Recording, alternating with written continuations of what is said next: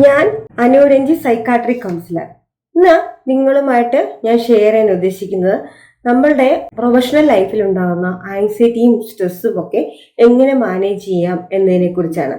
നമുക്കറിയാം ഇന്നത്തെ ഒരു ഫാസ്റ്റ് ലൈഫിൽ സമ്മർദ്ദവും ഉത്കണ്ഠയും ഒക്കെ നമ്മുടെ വ്യക്തിപരമായിട്ടും നമ്മൾ തൊഴിൽപരമായിട്ടും ഒക്കെ ജീവിതത്തെ വളരെയേറെ ദോഷകരമായിട്ട് ബാധിക്കാറുണ്ട് അല്ലേ. അപ്പം ജോലി സ്ഥലത്ത് ഉള്ള സമയപരിമിതി പാലിക്കാനോ അല്ലെങ്കിൽ വീട്ടിലെ ബന്ധങ്ങൾ ഒക്കെ നല്ല രീതിയിൽ മാനേജ് ചെയ്യാനോ അല്ലെങ്കിൽ ഒന്നിലധികം ഉത്തരവാദിത്തങ്ങൾ നമ്മൾ ഏറ്റെടുക്കുന്നത് കൊണ്ടോ കൈകാര്യം ചെയ്യുന്നതോ ഒക്കെ നമുക്ക് സമ്മർദ്ദവും ഉത്കണ്ഠയൊക്കെ ഉണ്ടാകാനുള്ള സാധ്യതയുണ്ട്. എന്നാൽ ഇങ്ങനെ ഉണ്ടാകുന്ന ഈ സമ്മർദ്ദത്തെയും ഉത്കണ്ഠയൊക്കെ നമ്മൾ വളരെ തന്ത്രപൂർവ്വം ഉപയോഗിച്ചു കഴിഞ്ഞാൽ അത് നമ്മുടെ ലൈഫിൽ വളരെയേറെ ബുദ്ധിമുട്ടുണ്ടാകാത്ത രീതിയിൽ നമുക്ക് പരിഹരിക്കാനായിട്ട് സാധിക്കും. അപ്പോൾ അത് അങ്ങനെ നമ്മൾ പരിഹരിക്കാൻ നമ്മൾ ശ്രമിക്കുകയാണെങ്കിൽ നിങ്ങൾക്ക് ആരോഗ്യകരമായ ബാലൻസ് സൃഷ്ടിക്കാനും ക്ഷേമം നമ്മൾക്ക് കൂടുതൽ ഉയർച്ചയും ക്ഷേമവും ജീവിതത്തിന്റെ എല്ലാ മേഖലകളിലും അഭിവൃദ്ധി ഉണ്ടാകാനും പിന്നെ എന്ത് പ്രതിസന്ധി ഉണ്ടായാലും നമുക്ക് അതിനെ വെല്ലുവിളിക്കാനും ഒക്കെയുള്ള എന്ത് വെല്ലുവിളികളെ നേരിടാനും ഒക്കെയുള്ള ധൈര്യവും ഒക്കെ കിട്ടും. അപ്പോൾ ഇന്നത്തെ ഈ വീഡിയോയിൽ നമുക്ക് ഇപ്പം ആൻസൈറ്റിയും ടെൻഷനും സ്ട്രെസ്സും ഒക്കെ നമ്മളുടെയൊക്കെ എല്ലാവരുടെയും ജീവിതത്തിൻ്റെ ഒരു പാർട്ട് തന്നെയാണ് അല്ലേ. അപ്പോൾ അതിനെ മാനേജ് ചെയ്യാനായിട്ട് നമുക്ക് എന്തൊക്കെ കാര്യങ്ങളാണ് ചെയ്യേണ്ടത്, നമ്മൾ ശ്രദ്ധിക്കേണ്ടതെന്ന് നോക്കണം. അപ്പോൾ എന്തൊക്കെയാണെന്ന് നമുക്ക് നോക്കാം. ഒന്നാമതായിട്ട് നമുക്ക് ഉണ്ടാകുന്ന ട്രിഗറുകൾ, സ്ട്രെസ് ഉണ്ടാകാനുള്ള അല്ലെങ്കിൽ ആൻസൈറ്റി ഉണ്ടാകാനുള്ള കാരണം എന്താണെന്ന് നമ്മൾ ആദ്യം കണ്ടുപിടിക്കുക. അപ്പോൾ ഏതൊരു വ്യക്തിയാണെങ്കിലും നമ്മളുടെ ജീവിതത്തിൽ പ്രൊഫഷണൽ ലൈഫും ഉണ്ട്, പേഴ്സണൽ ലൈഫും ഉണ്ട് അല്ലേ. അപ്പം പ്രൊഫഷണൽ ലൈഫ് നമ്മൾക്ക് വ്യക്തിപരമായിട്ടുള്ള ജീവിതത്തിൽ നമ്മൾ എന്തുകൊണ്ടാണ് കലഹങ്ങൾ കൊണ്ടാണോ, സാമ്പത്തിക പ്രശ്നങ്ങൾ കൊണ്ടാണോ, അല്ലെങ്കിൽ ആരോഗ്യ പ്രശ്നങ്ങൾ, ആരെങ്കിലും എന്തെങ്കിലും അസുഖങ്ങൾ കൊണ്ടാണോ, അല്ലെങ്കിൽ കുടുംബത്തിൽ നമുക്ക് ഒരു സ്ഥലത്തു നിന്ന് വേറെ സ്ഥലത്തേക്ക് മാറി താമസിക്കുന്നത് കൊണ്ടാണോ, അങ്ങനെ പലവിധ കാരണങ്ങൾ കൊണ്ടും വ്യക്തി ജീവിതത്തിൽ ആൻസൈറ്റി ഉണ്ടാകാനുള്ള സാധ്യത വളരെ കൂടുതലാണ്. പ്രൊഫഷണൽ ജീവിതത്തിലേക്ക് നോക്കിക്കഴിഞ്ഞാൽ കഠിനമായിട്ടുള്ള സമയപരിമിതി, അതുപോലെ തന്നെ സഹപ്രവർത്തകരായിട്ടുള്ള പ്രശ്നങ്ങൾ, തൊഴിലും അതുപോലെ തന്നെ ഫാമിലി ലൈഫും കൂടെ ബാലൻസ് ചെയ്ത് കൊണ്ടുപോകാനുള്ള ബുദ്ധിമുട്ട്, അതുപോലെ ജോലി സംബന്ധമായിട്ടുള്ള ബുദ്ധിമുട്ട്, നമ്മുടെ മേലുദ്യോഗസ്ഥന്മാരുടെ അധികമായിട്ടുട പ്രഷറുകൾ, അതുപോലെ തന്നെ എഴുത്തിക്കാട്ടലുകൾ, അങ്ങനെ എല്ലാ തരത്തിലും നമുക്ക് സമയം അതുപോലെ തന്നെ ടൈം കറക്റ്റായിട്ട് മാനേജ് ചെയ്യാൻ പറ്റാതെ വരുന്ന, ജോലി തീർക്കാൻ പറ്റാതെ വരുന്ന സന്ദർഭങ്ങൾ, ഇങ്ങനെ പലതരത്തിൽ പ്രൊഫഷണൽ ലൈഫിലും അതുപോലെ തന്നെ നമ്മളുടെ വ്യക്തിപരമായിട്ടുള്ള ലൈഫിലും കുടുംബജീവിതത്തിലും ആൻസൈറ്റി ഉണ്ടാകാനുള്ള സാധ്യതയുണ്ട്. അപ്പൊ അതിന്റെ ട്രിഗർ എന്താണ്, ഈ ഞാൻ പറഞ്ഞ കാരണങ്ങൾ ഏതാണ് കൂടുതൽ സമ്മർദ്ദം ഉണ്ടാക്കുന്നത് എന്ന് നോക്കിയിട്ട് നമുക്ക് അത് പരിഹരിക്കാനായിട്ട് അത് നോക്കി മനസ്സിലാക്കി അത് കുറയ്ക്കുന്നതിന് വേണ്ടിയിട്ട് എന്തെല്ലാം കാര്യങ്ങൾ ചെയ്യാം എന്ന് മനസ്സിലാക്കുക. രണ്ടാമത്തായിട്ട് നമുക്ക് ചെയ്യാൻ പറ്റുന്നത്, നമുക്ക് പറയാം ടെൻഷനും ആൻസൈറ്റിയും ഒന്നും ഇല്ലാത്ത ആരും ഇല്ലല്ലേ. അപ്പോൾ നമ്മൾ പൊതുവെ പറയാറുണ്ട്, നമ്മൾ പ്രാക്ടീസ് ചെയ്യുന്ന റിലാക്സേഷൻ ടെക്നിക്സ് ഒക്കെ നമ്മൾ പ്രാക്ടീസ് ചെയ്യുന്നത് വളരെ നല്ലതാണ് എന്ന് പറയാറുണ്ട്. അപ്പം നമ്മൾക്ക് ഒന്നില്ലെങ്കിൽ ബ്രീത്തിങ് എക്സസൈസ് വളരെ നല്ലതാണ്. നമുക്ക് ഏറ്റവും നമുക്ക് ഭയങ്കര ടെൻഷനും പാനിക് അറ്റാക്കും ഒക്കെ ഉണ്ടാകുന്ന സന്ദർഭങ്ങളിൽ പോലും പെട്ടെന്ന് നമ്മൾ നല്ല ചെസ്റ്റ് പെയിൻ ഉണ്ടാവുക അല്ലെങ്കിൽ ശ്വാസതടസ്സം അനുഭവപ്പെടുക, ഇങ്ങനെയുള്ള സന്ദർഭങ്ങളിൽ നമ്മളൊരു 3-4 പ്രാവശ്യം ബ്രീത്തിങ് എക്സസൈസ് എടുത്ത് നോക്കൂ, എന്നിട്ട് ആ സ്ഥലത്ത് നിന്ന് മാറി നിന്ന് നോക്കൂ. അപ്പോൾ നമുക്ക് ഒരു വ്യത്യാസം ഉണ്ടാകുന്നതാണ്. പിന്നെ നമ്മൾ എല്ലാ ദിവസവും ഒരു 10 മുതൽ 15 മിനിറ്റ് വരെ ധ്യാനം വളരെ നല്ലതാണ് ചെയ്യുന്നത്. അത് നമുക്ക് ദിവസവും നമുക്കത് ഒരു സ്ഥലത്തിരുന്ന് നമ്മുടെ മനസ്സിനെ സ്വസ്ഥമാക്കി നമ്മൾ ധ്യാനിക്കാനായിട്ട് പരിശീലിക്കുന്നത് വളരെ നല്ലതാണ്.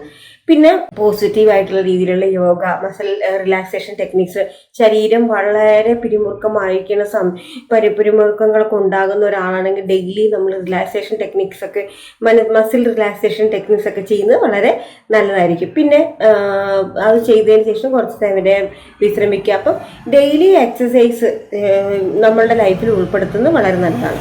പിന്നെ നമ്മൾ ഏറ്റവും അടുത്തായിട്ട് നോക്കേണ്ടത് നമ്മുടെ ശരിക്കും പറഞ്ഞാൽ ടൈം മാനേജ്മെന്റ് കീപ്പ് ചെയ്യാനായിട്ട് ശ്രമിക്കുക.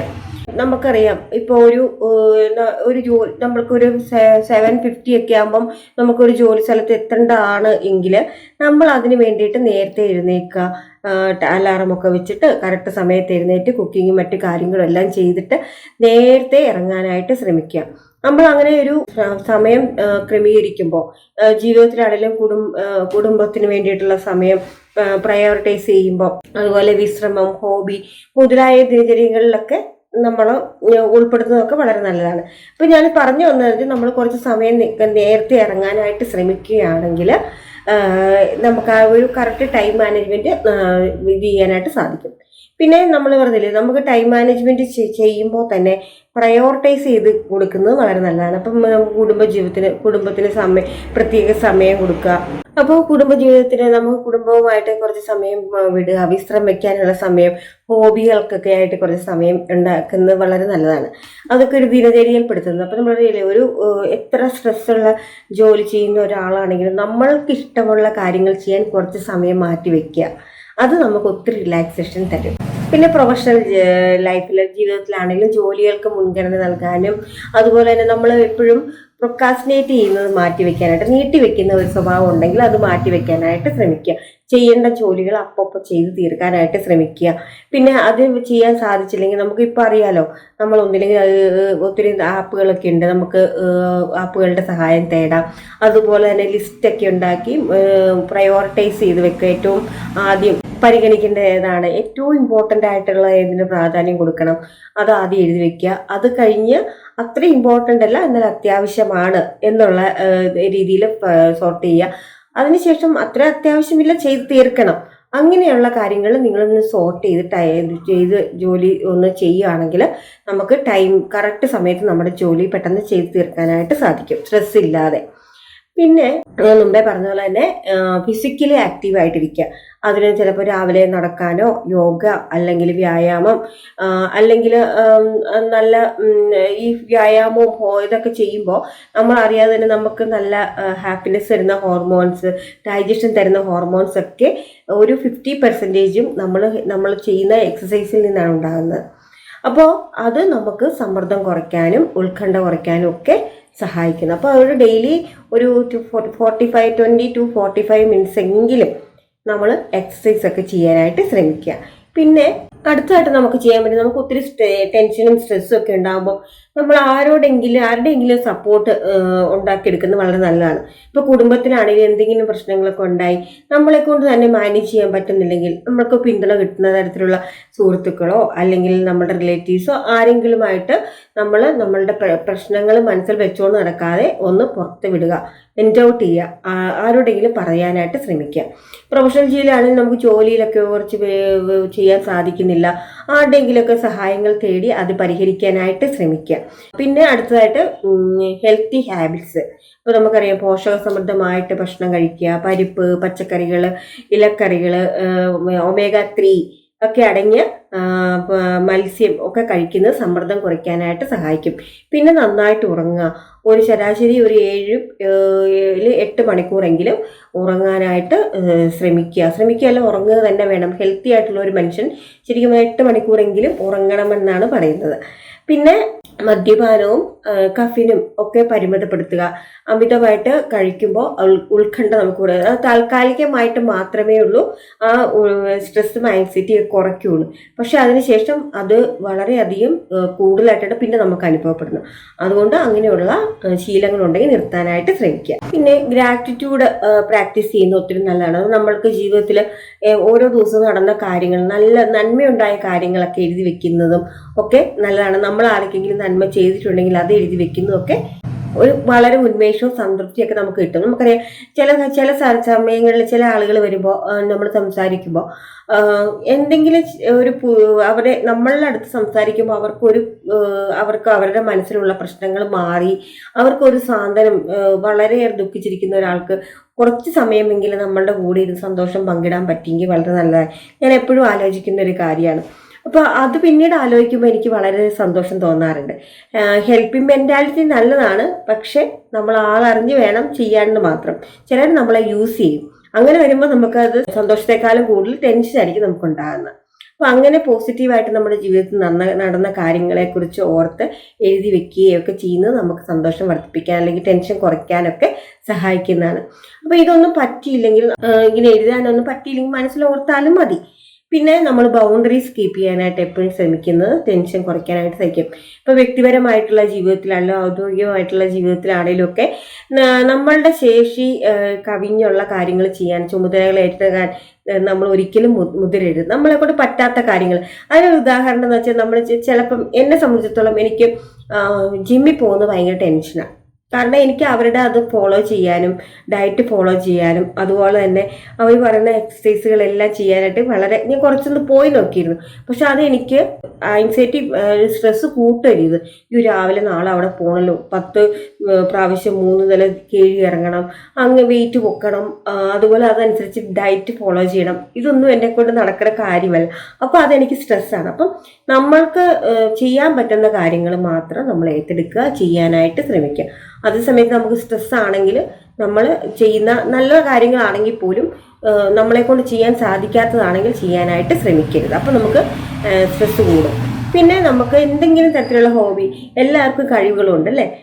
നമുക്ക് ഇഷ്ടമുള്ള എന്തെങ്കിലും തരത്തിലുള്ള ഹോബീസ്, വായനയാകാം, അതുപോലെ പൂന്തോട്ടമൊക്കെ ഉണ്ടാക്കി പരിപാലിക്കുന്നതായി, ഗാർഡനിങ്, പെയിന്റിങ്, അതുപോലെ തന്നെ വേറെ എന്തെങ്കിലും നല്ല ഇൻസ്ട്രുമെന്റ്സ് വായിക്കുകയാണെങ്കിലും അങ്ങനത്തെയുള്ള എന്തെങ്കിലും ഹോബീസൊക്കെ നമ്മൾക്ക് കണ്ടെത്തി നമ്മൾ അതിനായിട്ട് ടൈം കണ്ടെത്തുന്നത് വളരെ നല്ലതാണ്. പിന്നെ ഇതൊന്നും സാധിച്ചില്ലെങ്കിൽ നമ്മുടെ അമിതമായിട്ടുള്ള സമ്മർദ്ദം, ഉറക്കമില്ലായ്മയൊക്കെ അതിലേക്ക് മാറി പാനിക് അറ്റാക്ക് ഒക്കെ ഉണ്ടാകുന്ന സാഹചര്യങ്ങളാണെങ്കിൽ നിങ്ങൾക്ക് ആരുടെയെങ്കിലും ഒരു കൗൺസിലറുടെയോ അല്ലെങ്കിൽ തെറാപ്പിസ്റ്റിനെയോ സമീപിക്കുന്നതായിരിക്കും ഉത്തമം. കാരണം ഈ സ്ട്രെസ്സും ആങ്സൈറ്റിയൊക്കെ കൂടി അതൊരു ഡിപ്രഷനിലേക്കൊക്കെ പോകുമ്പോൾ പിന്നെ നമ്മൾ മെഡിസിനൊക്കെ കഴിക്കേണ്ടി വരും. അപ്പോൾ അങ്ങനെ ഒരു ഉറക്കമില്ലായ്മയോ അതില്ലെങ്കിൽ പാനിക് അറ്റാക്കോ, അമിതമായിട്ടുള്ള ക്ഷീണം, കിതപ്പ്, ഡൈജഷൻ്റെ പ്രശ്നങ്ങൾ അങ്ങനെയൊക്കെ വരിക, അതിൽ ചില കാര്യങ്ങൾ ചെയ്യാൻ പേടി തോന്നുക, അങ്ങനെയൊക്കെ തോന്നുന്നുണ്ടെങ്കിൽ പ്രൊഫഷണൽ ആയിട്ടുള്ള ആരുടെയെങ്കിലും സഹായം തേടുന്ന വളരെ ഉത്തമമായിരിക്കും. അപ്പം സ്ട്രെസ്സും നിങ്ങളൊരു കാര്യം ചിന്തിക്കുക, സ്ട്രെസ്സും ആങ്സൈറ്റി ഇല്ലാത്ത ഒരാൾ പോലും ഈ ലോകത്തില്ല. പക്ഷേ നമ്മൾക്ക് അത് മാനേജ് ചെയ്യാനുള്ള സാഹചര്യങ്ങൾ നമ്മുടെ കയ്യിൽ തന്നെയുണ്ട്. അപ്പോൾ ഇന്ന് ഞാൻ പറഞ്ഞ കാര്യങ്ങൾ, ഒന്നാമതായിട്ട് നമ്മൾ സ്ട്രെസ് ഉണ്ടാകാനുള്ള ട്രിഗർ എന്താണെന്ന് നോക്കുക, പിന്നെ റിലാക്സേഷൻ ടെക്നിക്സ്, പിന്നെ അടുത്തതായിട്ട് ടൈം മാനേജ്മെൻറ്റ് പ്രയോറിറ്റൈസ് ചെയ്യുക, പിന്നെ ഫിസിക്കലി ആക്റ്റീവായിട്ടിരിക്കാൻ ശ്രമിക്കുക, പിന്നെ കുടുംബത്തിലോ അല്ലെങ്കിൽ പ്രൊഫഷണൽ ആയിട്ടുള്ള സഹായങ്ങൾ ആവശ്യം വരുമ്പോൾ തേടുക, പിന്നെ ഹെൽത്തി ഹാബിറ്റ്സ് ഒക്കെ ഫോളോ ചെയ്യുക, അതുപോലെ തന്നെ ഗ്രാറ്റിറ്റ്യൂഡ് ആയിട്ടുള്ള കാര്യങ്ങളൊക്കെ നമ്മൾ എഴുതി വെക്കുക. പിന്നെ നമ്മളൊരു ബൗണ്ടറീസ്, എല്ലാ കാര്യങ്ങളിലും ഒരു ബൗണ്ടറി സെറ്റ് ചെയ്യുക, നമ്മളെ കൊണ്ട് ചെയ്യാൻ സാധിക്കുന്ന കാര്യങ്ങൾ മാത്രം ചെയ്യാനായിട്ട് ശ്രമിക്കുക. പിന്നെ നമ്മൾ കുറച്ച് സമയം നമ്മൾക്ക് ഇഷ്ടമുള്ള ഹോബിയിലൊക്കെ ചെയ്യുന്നതും പഠിക്കുന്നതും പുതിയ പുതിയ കാര്യങ്ങൾ പഠിക്കുന്നതും ഒക്കെ നമ്മളുടെ സ്ട്രെസ്സും ആങ്സൈറ്റിയും കുറയാനായിട്ട് സഹായിക്കും. അപ്പോൾ ഈ കാര്യങ്ങൾ നിങ്ങളൊന്ന് ചെയ്ത് നോക്കൂ. എന്നിട്ട് മാറുന്നില്ല, പാനിക് അറ്റാക്കും ഒക്കെ ഉണ്ട്, ഉറക്കമില്ലായ്മ, ഡൈജഷൻ്റെ പ്രശ്നം, അതുപോലെ തന്നെ ശ്വാസതടസ്സമൊക്കെ ഉണ്ടാകുന്നുണ്ട് എങ്കിൽ ആരുടെങ്കിലും പ്രൊഫഷണൽ ആയിട്ടുള്ള കൗൺസിലർ, തെറാപ്പിസ്റ്റിൻ്റെയോ സഹായം തേടുന്നത് വളരെ നന്നായിരിക്കും. അപ്പോൾ ഇന്നത്തെ വീഡിയോ നിങ്ങൾക്ക് ഏതെങ്കിലും തരത്തിൽ പ്രയോജനപ്പെട്ടിട്ടുണ്ടെങ്കിൽ ലൈക്ക് ചെയ്യുക, ഷെയർ ചെയ്യുക, അതുപോലെ തന്നെ ഈ ചാനലിന് സബ്സ്ക്രൈബ് ചെയ്യുക കൂടി ചെയ്യുക. അടുത്തൊരു ഫലപ്രദമായിട്ടുള്ള വീഡിയോയുമായിട്ട് നമുക്ക് വീണ്ടും കാണാം.